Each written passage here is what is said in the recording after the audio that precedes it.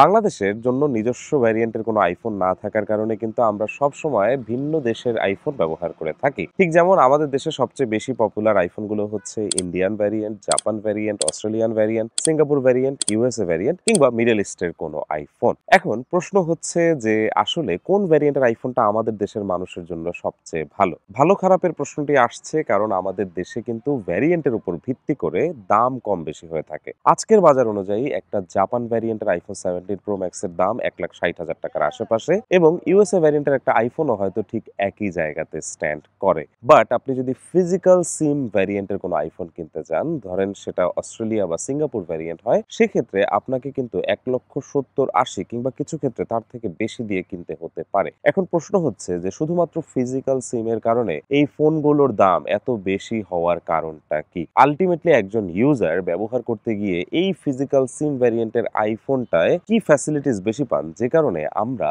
এই ভ্যারিয়েন্টটা আলাদা করে বেশি টাকা দিয়ে কিনে থাকি? আপনারা দেখেছেন যে আমি নিজের জন্য একটি আইফোন 17 প্রো ম্যাক্সের জাপান ভ্যারিয়েন্ট কিনেছি কিছুদিন আগে। আর অনেকেই বলছিলেন যে ভাইয়া জাপান ভ্যারিয়েন্টের আইফোন ব্যবহার করার একটি ইউজার এক্সপেরিয়েন্স আমাদের সাথে শেয়ার করবেন, কারণ আমরা সবাই চাই যে কিছু টাকা বাঁচিয়ে যদি 17 প্রো ম্যাক্স কিনে আমরা ব্যবহার করতে পারি তাহলে তো আমাদের আলটিমেটলি সিঙ্গাপুর বা অস্ট্রেলিয়ান ভ্যারিয়েন্টের ফোনটি 20,000 থেকে 30,000 টাকা বেশি দাম দিয়ে এখন কেনার কোনো প্রয়োজনই নেই। আর তাই আজকের এই ভিডিওটি কোনো রিভিউ ভিডিও নয়, বরং আজকের এই ভিডিওটি হচ্ছে আমার ইউজার এক্সপেরিয়েন্স। আমি এই 17 প্রো ম্যাক্সের জাপান ভ্যারিয়েন্টের ফোনটি ব্যবহার করতে গিয়ে কি কি কনস এর শিকার হয়েছি বা কি কি প্রোজ আমি পেয়েছি এই ফোনটাতে, সেই বিষয়গুলো নিয়েই আজকে আপনাদের সাথে আলোচনা করব। Before we start the video, আমি আপনাদেরকে বলবো যারা 17 প্রো ম্যাক্স ব্যবহার করছেন তারা অবশ্যই একটি ক্যামেরা লেন্স প্রোটেক্টর ব্যবহার করবেন। এটা ব্যবহার করতে বলার কারণ হচ্ছে আপনারা জানেন যে আইফোন 17 প্রো এবং প্রো ম্যাক্স সিরিজের এই সম্পূর্ণ ক্যামেরা হাউজিংটি কিন্তু অ্যালুমিনিয়ামের তৈরি করা, আর এই কারণে এখানে খুব দ্রুত দাগ পড়ে যেতে পারে। তাই আমি সবাইকে ফুল লেন্স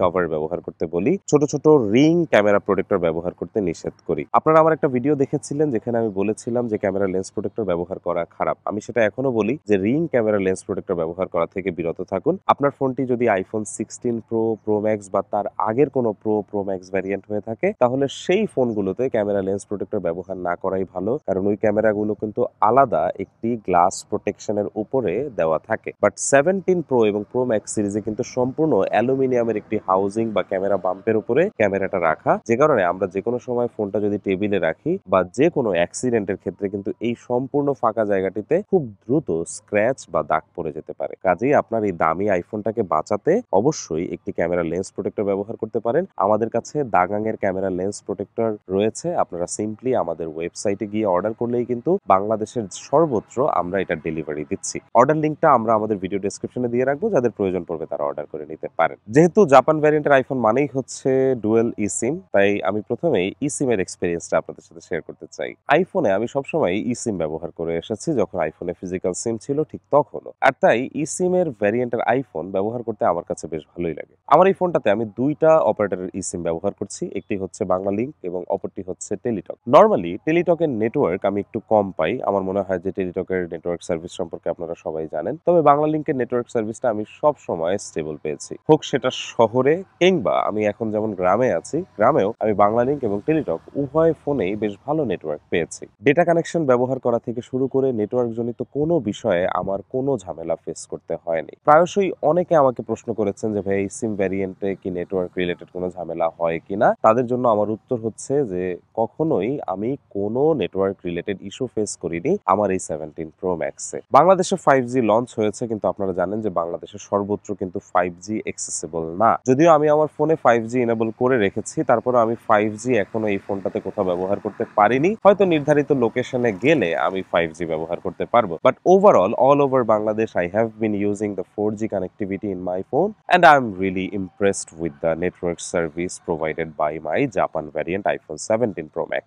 সেকেন্ডলি সবচেয়ে বেশি প্রশ্ন থাকে আপনাদের ব্যাটারি রিলেটেড ব্যাপার নিয়ে, যে ভাইয়া চার্জ ব্যাকআপ কেমন পাচ্ছি। আপনারা জানবেন যে ই সিম ভ্যারিয়েন্টে কিন্তু এবার ব্যাটারির সাইজ প্রায় 200 অ্যাম্পিয়ারের মতো বেশি থাকে। এই কারণে আমি আমার এই জাপান ভ্যারিয়েন্টের আইফোনে কিন্তু 5000 মিলি অ্যাম্পিয়ারের ব্যাটারি পেয়ে যাচ্ছি, আর একটু তুলনামূলক বেশি ব্যাটারি হওয়ার কারণে কিন্তু আমি এখান থেকে বেশ ভালো চার্জ ব্যাকআপও পাচ্ছি। নর্মালি আমি আইফোন 17 প্রো ম্যাক্সটা খুব একটা ব্যবহার করি না, I have a business phone যেটা অ্যান্ড্রয়েড, সেটাই সবচেয়ে বেশি ব্যবহার করা হয়। তবে আমি যদি আপনাদেরকে আমার লাস্ট কিছু ইউজেস দেখাই তাহলে আপনারা দেখবেন যে ২৮ নভেম্বর আমি ফোন ব্যবহার করেছি ৫ ঘন্টা ১১ মিনিট, যেখানে আমার স্ক্রিন অফ ছিল ১০ ঘন্টা ২১ মিনিটের মতো। এবং তারপরে যদি আমি দেখাই ২৯ নভেম্বরে আমার ফোনের ব্যবহার করার সময় ছিল ৬ ঘন্টা, যেখানে ৫ ঘন্টা ১ মিনিট আমার ফোনটি অফ স্ক্রিন অবস্থায় বা আইডল স্ক্রিন অবস্থায় ছিল। এবং আমি যদি 1 ডিসেম্বরে আমার ইউজেসটা আপনাদেরকে দেখাই, তাহলে আপনারা দেখবেন যে আমার ১ ডিসেম্বরে ৬ ঘন্টা ৩৮ মিনিট ব্যবহার টাইম ছিল আইফোনটির এবং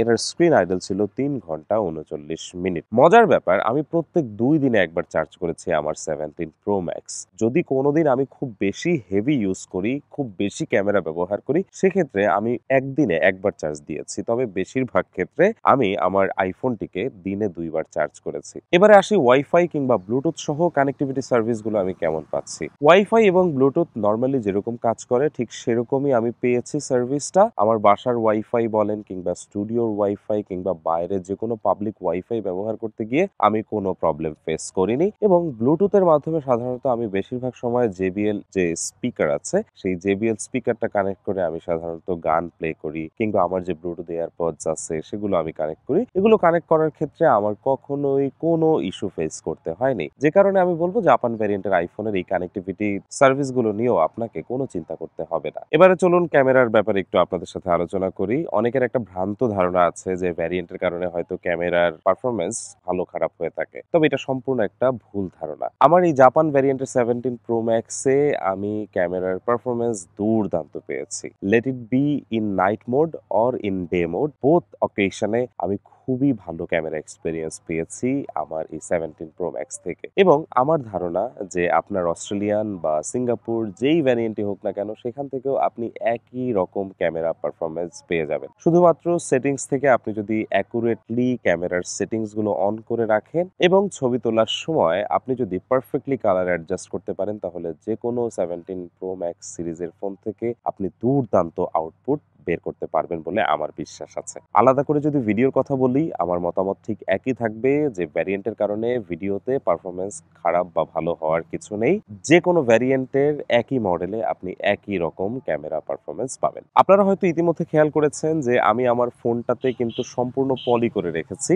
আর পলি করে রাখার কারণ হচ্ছে যে 17 প্রো ম্যাক্সের সম্পূর্ণ বডি যেহেতু অ্যালুমিনিয়ামের, তাই এটার স্ক্র্যাচ রেজিস্ট্যান্স ক্ষমতা অনেক কম। আর যেহেতু আমার এই ফোনটা অরেঞ্জ কালারের আইফোন, তাই যে কোনো দাগ হলেই কিন্তু এই ফোনটাতে একদম ভিজিবল হয়ে যাবে, যা দেখতে এই ফোনটাকে খারাপ করে তুলবে। আর আপনারা জানেন যে আমরা যখন ফ্রিকোয়েন্টলি কভার ব্যবহার করি, তখন কভারটা খুলতে গেলে বা কভারটা ইনস্টল করতে গেলে কিন্তু আমাদের কিছু র্যাশ দেখা যায় সাইড ফ্রেমে। তাই এই কমলা কালার আইফোনে যাতে কোনোভাবে এরকম কোনো প্রকার র্যাশ চলে না আসে, সেই জন্য এটার প্রোটেকশনের জন্য আমি পলি ব্যবহার করেছি। আমি রেকমেন্ড করব আইফোন 17 প্রো এবং প্রো ম্যাক্স সিরিজের যেই কালারের ফোনই আপনার কাছে থাকুক, আপনি অবশ্যই সেখানে পলি ব্যবহার করবেন, যাতে করে খুব সহজে দাগ না পড়ে যায়। আপনারা জানেন আইফোনের রিসেল ভ্যালু অনেক ভালো, তবে টুকটাক স্ক্র্যাচ থাকলে কিন্তু রিসেল ভ্যালুটা কমে যায় তুলনামূলক কিছুটা হলেও। এই ক্যামেরা লেন্স প্রোটেক্টর এবং পলি ব্যবহার করা আমার মনে হচ্ছে যে এবার 17 প্রো এবং প্রো ম্যাক্স সিরিজের সাথে বাধ্যতামূলক। একদম পরিশেষে আপনাদের জন্য আমার ফিডব্যাক হচ্ছে যে খামাখা বা অপ্রয়োজনে এত বেশি টাকা দিয়ে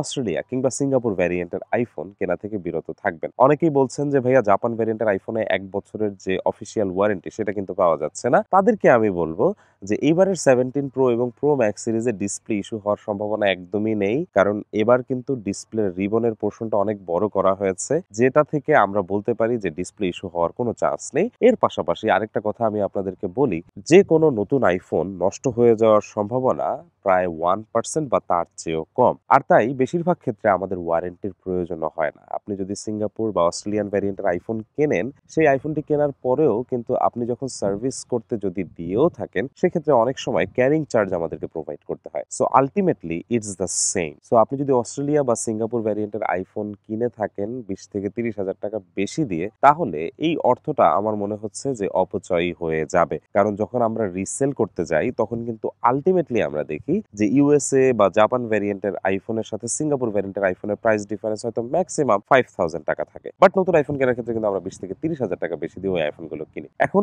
দিন শেষে চয়েসটা আপনার। আপনার যদি ফিজিক্যাল সিম ভ্যারিয়েন্ট খুবই প্রয়োজন হয়, সেক্ষেত্রে আপনি অবশ্যই এই ডিলটা করতে পারেন। তবে আপনার যদি ফিজিক্যাল সিম ভ্যারিয়েন্টের আইফোন খুব বেশি প্রয়োজন না হয়, সেক্ষেত্রে আপনি অবশ্যই আমার মতো জাপান ভ্যারিয়েন্টের আইফোন কিনে নিতে পারেন।